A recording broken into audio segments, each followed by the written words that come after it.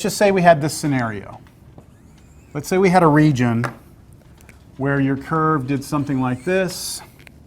Let's call this one the F. And let's say your other curve did something like that. And you were looking, let's say that's B, and that's A, and I want this area right here. What's that? Oh, that's G down there, sorry. First of all, would you do vertical or horizontal? That's B and B. Okay, A and B. Vertical or horizontal? Vertical. And the integral would go from where to where? A to B. And then which one? So here's our rectangle, right?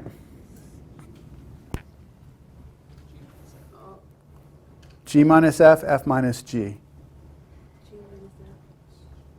What I've been trying to get you to see is just do top minus bottom, right? Top minus bottom. But they're both below the x-axis. So will that affect the answer? What do y'all think? Am I going to have to compensate for the fact that they're both below here and this time do G minus F instead of F minus G? All that we want is that rectangle, right? Think about that rectangle for a second. We know the width is dx. That never changes. The distance from here to here, right, is F. The distance, is G. The distance from here to here is F. Agreed? If I do F, right, and take away G, F and take away G, let's try and consider this. Isn't F a negative number? Yes, because it's below the x-axis. So that's a negative number. Minus now G is also negative, but bigger than F. So this is going to be another negative number right there. So I'm going to wind up adding this, right? So it's going to be really the same as taking G's positive length and subtracting F's length, which is going to give you the same result. So F minus G is going to still be the formula we use. All right? So don't get freaked out if your region drops below the x-axis. You don't have to change anything. So we would still do F minus G dx. Understood? Similarly, let's say you have a region that does this.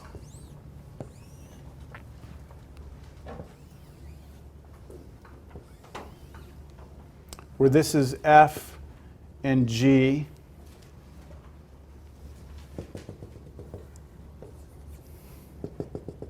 C and D. And I want the region between them here.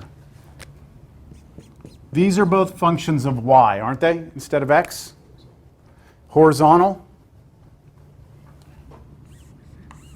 But they're both on this side. Again, it doesn't matter. You're going to have the right one take away the left one. You don't have to worry about anything. So this would be integral c to d, f minus g dx. So I guess the moral of the story is this. Vertical rectangles, top minus bottom, no matter where they are. Horizontal rectangles, right minus left, no matter where they are.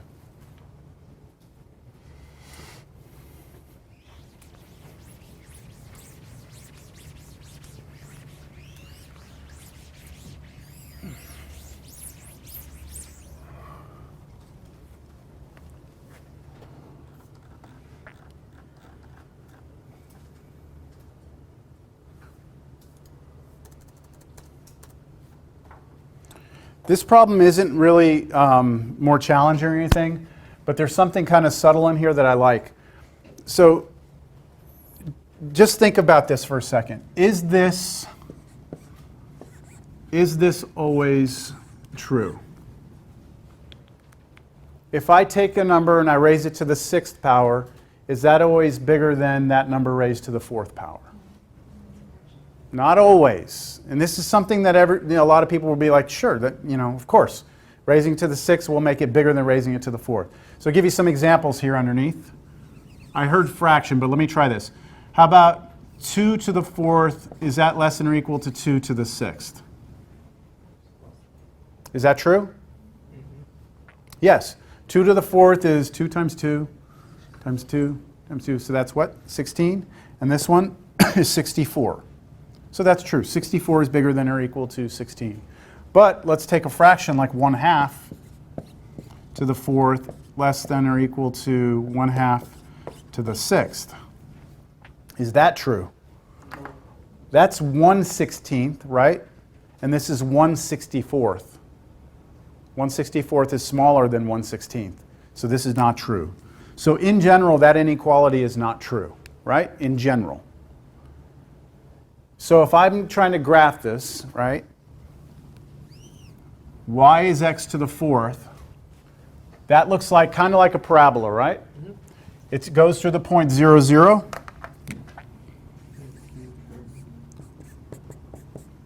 What's the value at 1? 1. At -1? 1 again, right? And then if I go out, to 2, it's at 16. So it looks something like this, right? Now if I try and draw x to the 6th, it still goes through 0, 0, right? 1 is still 1. But between 0 and 1, or sorry, between -1 and 1, those are all these fractions smaller than 1. It does the opposite of what you think. It's reversed. So x to the 6th is below or smaller than x to the 4th. So it's going to graph like this. But once I get to 1, it goes on top. It gets bigger. That makes sense? And so that's your graph. And for this, we want the area of the region bounded by those two, and x is bigger than or equal to 0, which means just the right side, yeah. So just this right here.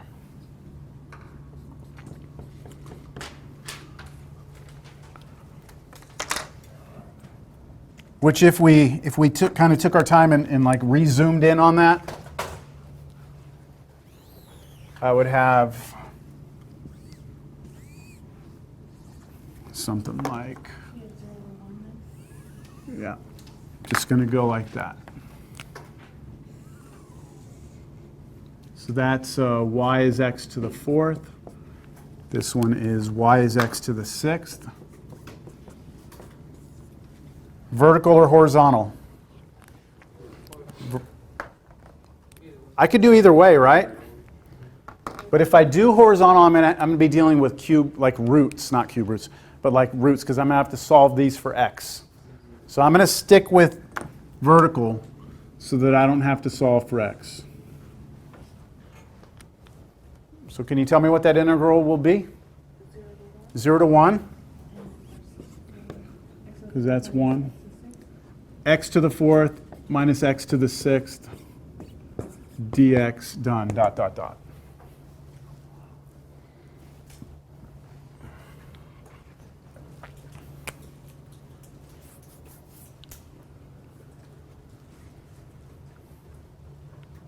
Wow, it's already 4:32.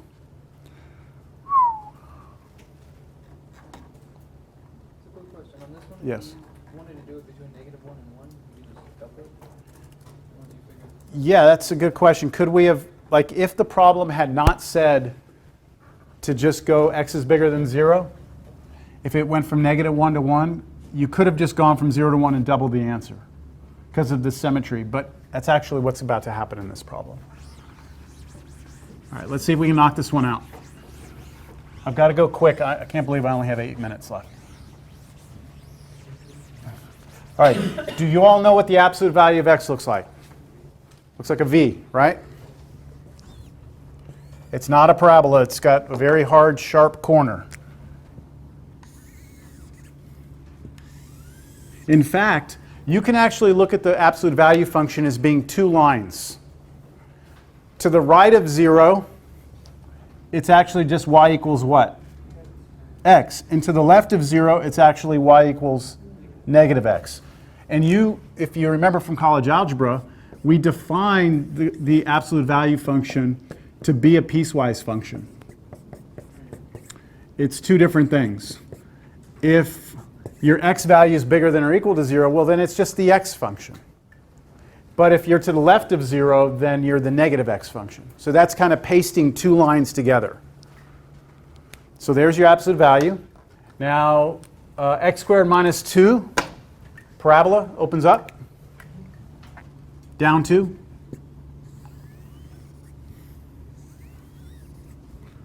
We want the area between those. So all of this, right? So you said we do each side like separately? Do we just do Yeah, this is where you have to decide. Well, do we want horizontal? Absolutely not, right? Don't want horizontal. Vertical, if we do vertical, we're going to have to switch, aren't we? We have to do a switch, or we could use the symmetry of the problem. We could just focus everything, all of our attention on just this area, right? Get that and double it, right? And if I'm looking at just the right-hand side, then this curve up here is y equals x. Agreed? Just this side. Forget all this now. And then the green one we know is y equals x squared minus 2. So when we put our rectangle in here vertically, the red one's on top, the blue one's on the bottom. Sorry, I went from blue to green, sorry. What about your integral? Limits. Starts here at 0, but where are you going to end? Wherever they hit each other. It's 2. How did you get that? You set them equal to each other or just the aha? You did a aha, okay. So you can set this equal to this, you'll have a quadratic, solve it, or you can just say, hey, look, 2. 2 works, right? so 2, 2? So we're going to go 0 to 2. 0 to 2, right? You don't start from the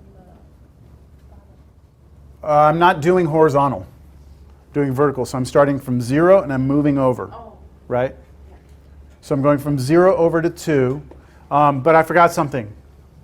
2 in front. Why 2 in front? I'm doubling this answer to account for the left side. And then in here, top minus bottom.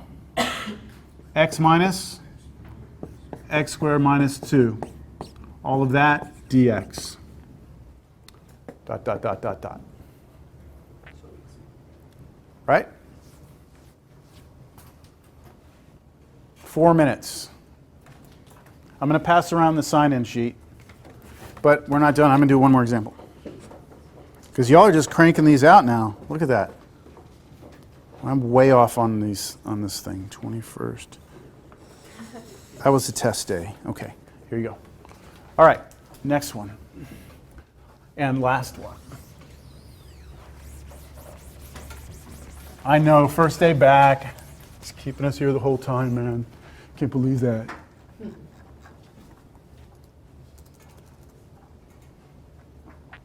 Sketch the region bounded by x is sine y, x is cosine y, y is 0, y is 2 pi.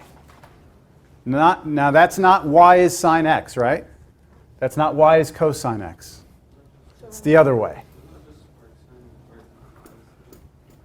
No, these are functions of y instead of functions of x. So look, if you had been asked here, y is sine x and y is cosine x, right? If it was, it's not. Then you'd be sitting there laughing, going, no problem, there's sine. Then you'd say like, there's cosine, big deal, right? But you're doing it the other way. You're doing it along the y-axis. So the way I like to think about this is as follows. What happens with the sine curve here is that you start at 0, right?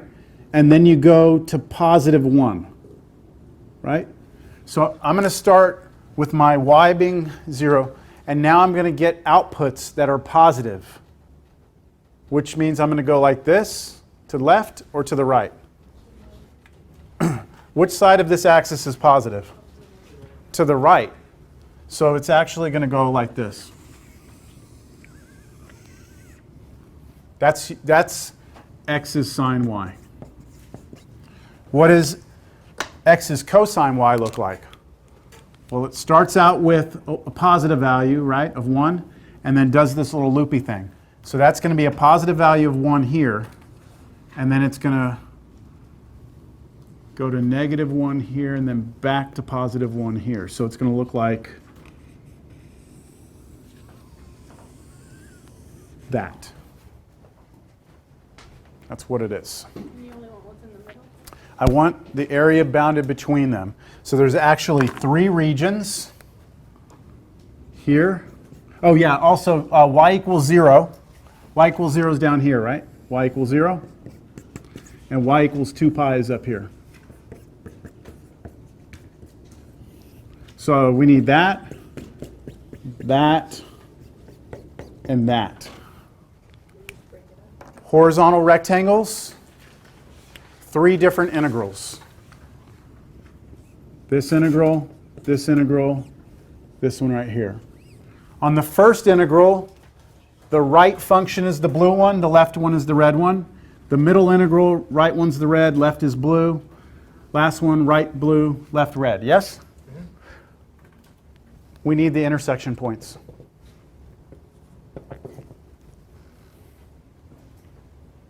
How do you find the intersection points? Set them equal to each other, right? Or not these.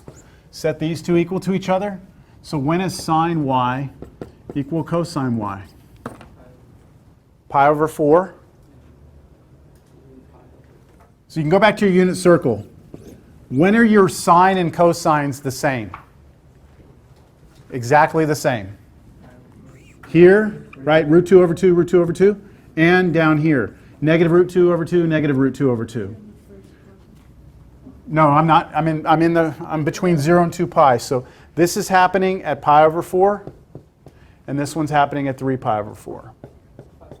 5, sorry. I messed up, sorry. 3 pi, 5 pi over 4.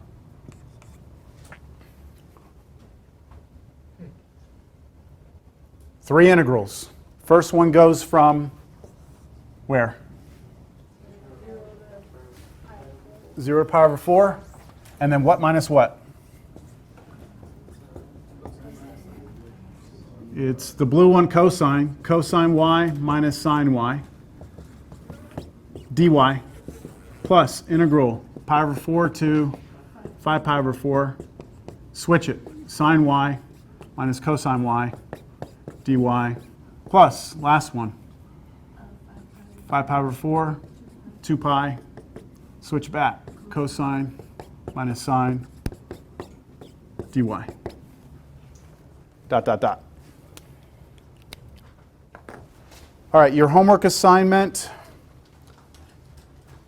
Well, this problem here, example 9, I'm offering as a take-home. It's not required, but if you bring that back next class, it couldn't hurt. If you turn that into me next class at the beginning. Example 9, 7.1.11. Is it in your notes? It's in the notes, yeah. But the homework assignments page, let me delete this, and that way it'll all fit on one page. There we go. And I'll erase all that junk.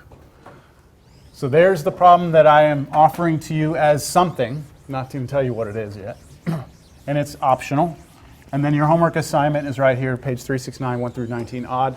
Have a great day. Did everyone sign in? Anybody need a copy of their test? Does anybody need their test? Albino? Dropped it. There we go. Anyone else? Exam?